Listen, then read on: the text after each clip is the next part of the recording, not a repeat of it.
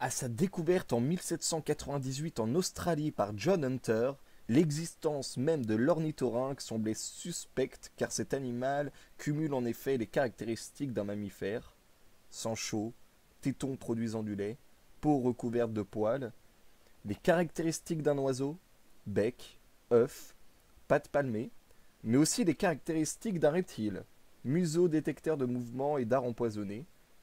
Il est même le seul cas de mammifère possédant un aiguillon venimeux. Le zoologiste Johann Blumenbach lui donna en 1800 le nom de Ornithorhynchus paradoxus pour souligner le côté paradoxal de l'existence de cet animal au bec d'oiseau, la racine orni signifiant oiseau. Ses quatre pieds sont palmés afin d'optimiser sa nage dans l'eau, mais il peut replier la palmure quand il est sur terre.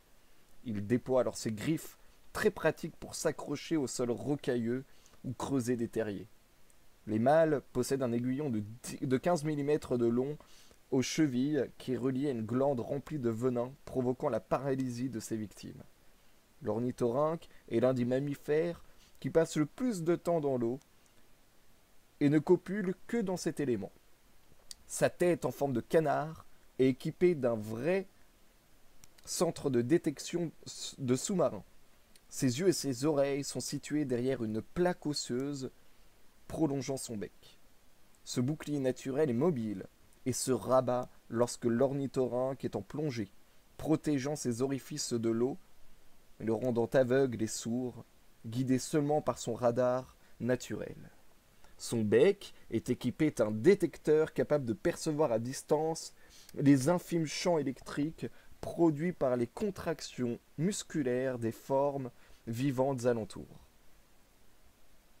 L'ornithorynque peut stocker de l'air ou de l'eau dans ses joues pour faire ballast.